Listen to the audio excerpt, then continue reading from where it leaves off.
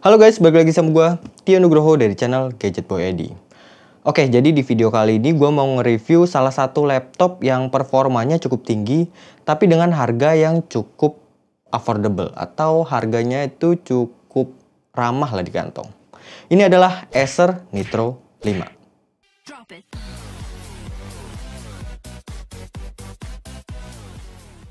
Acer Nitro 5 ini adalah laptop masuk ke kelas entry level, tapi dengan performa yang nggak bisa diremehin. Cara spesifikasi yang gue review kali ini menggunakan prosesor AMD Ryzen 7 5800H. Yang dimaksud H itu adalah high performance. Jadi pastinya laptop ini bisa diandalkan banget buat performanya. Untuk RAM-nya sendiri dia 16GB DDR4 dual channel. Untuk storage-nya 1TB NVMe. Support Wi-Fi 6 dan Bluetooth 5.0. Dan buat keunggulan dari laptop ini adalah dia udah menggunakan grafis RTX 3080 6GB. Sayangnya laptop yang kita review kali ini nggak masuk ke Indonesia. Untuk unit yang masuk ke Indonesia itu yang pakai RTX 3060. Perbedaannya juga nggak terlalu beda jauh lah sama yang gua review kali ini. Dan unit yang gua review kali ini yang pakai RTX 3080 itu untuk harganya gua masih belum nemu untuk saat ini. Jadi patokan gua itu yang pakai RTX 3060 karena harganya nggak sampai 20 juta. Secara desain gue suka banget sama desain yang dikasih sama Acer Nitro 5 ini. Karena laptop ini emang dikhususkan buat para gamers ya. Jadi kesan gaming yang dikasih sama laptop ini tuh kental banget. Dari mulai bodi belakangnya yang ada garis vertikal berbentuk petir gitu, kayak maco banget lah. Terus warna logo Acer yang dibikin senada sama warna bodinya. Jadi kelihatan lebih simple aja gitu. Apalagi ditambah sama warna merah di bagian bawah bodinya. Bikin kesan laptop ini tuh berasa ngebut banget. Kalau ibarat mobil itu kayak ala-ala mobil sport lah. Untuk dimensinya berukuran 36,3 x 25,5 cm. Untuk ketebalannya ini termasuk tebel ya, di 2,4 cm. Tapi untuk beratnya laptop ini termasuk ringan buat ukuran laptop 15,6 inch. Karena cuma 2,3 kg aja. Jadi kalau buat dibawa-bawa laptop ini tuh termasuk enteng. Buat bahan dari laptop ini tuh sayangnya masih pakai polikarbonat ya atau plastik. Dan juga laptop ini gampang banget nempel buat sidik jari. Tapi ya gue sedikit memaklumi lah. Intinya sih sesuai lah ya sama harganya. Untuk bagian layarnya laptop ini menggunakan ukuran layar 15,6 inch. Panelnya menggunakan IPS panel Full HD 1920 x 1080 dan refresh rate-nya udah bisa sampai 144 Hz. Cocok banget. Performa tinggi dibarengi sama refresh rate yang tinggi juga. Jadi pastinya buat pengalaman gaming dari laptop ini tuh jadi makin smooth. Untuk tingkat kecerahannya di 300 nits. Untuk bezel kanan kiri dari laptop ini tuh termasuk tipis. Dan di bagian atas juga ya nggak terlalu tebel lah. Tapi masih cukup tebel di bagian bawahnya. Dan di bagian atasnya itu untungnya masih ada webcam. Untuk webcamnya sendiri itu maksimal di 720p. Dan berikut adalah contohnya.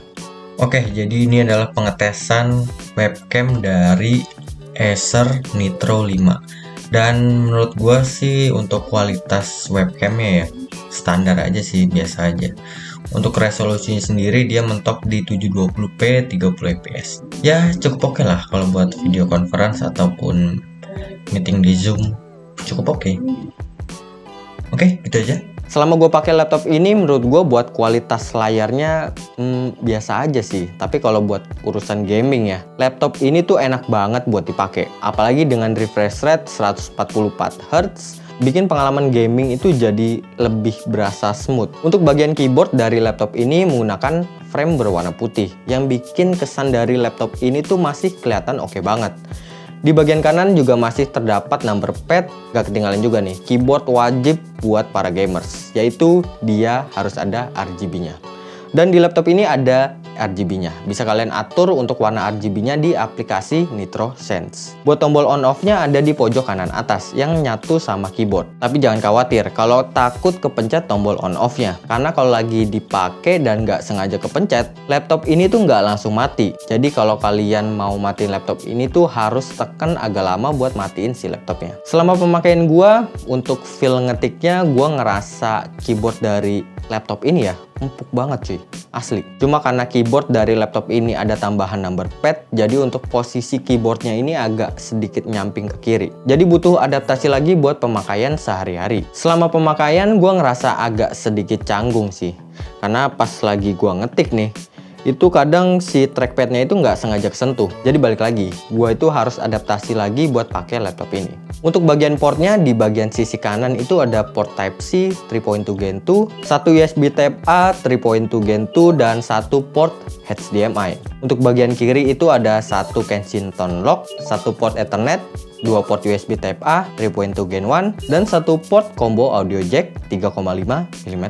Untuk port DC-in atau pengecasannya itu ada di bagian belakang laptop ini. Untuk kualitas audio dari laptop ini juga udah didukung sama DTS. Ini gue kasih contoh suaranya.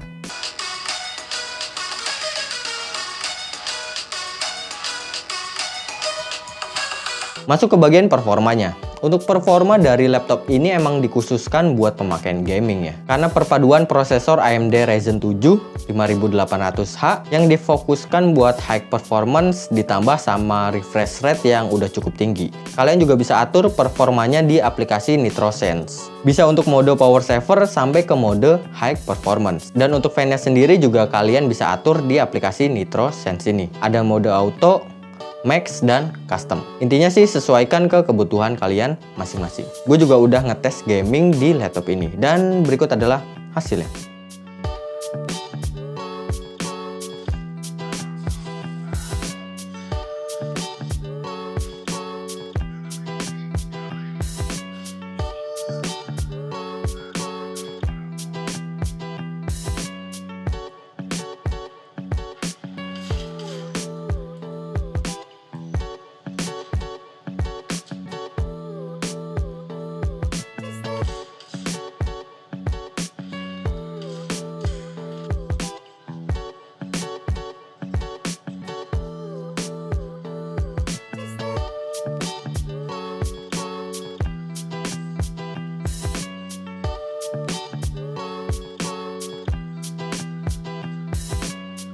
Gue juga udah ngetes benchmark dari laptop ini, dan ini adalah hasilnya.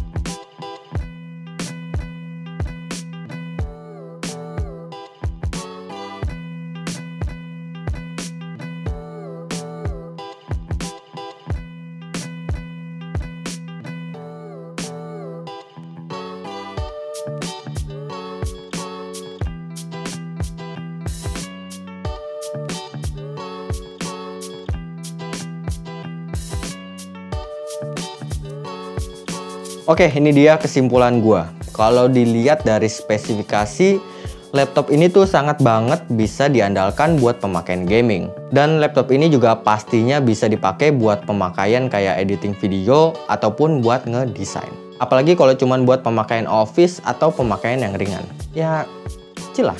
Kekurangan yang gua rasain dari laptop ini tuh paling cuman di bagian layarnya aja. Menurut gua, untuk kualitas layar dari laptop ini tuh ya biasa aja lah. Dan juga yang bikin gua cukup mengganggu itu di bagian trackpadnya. Karena untuk posisi trackpadnya itu agak nyamping ke kiri. Jadi gua tuh perlu adaptasi lagi.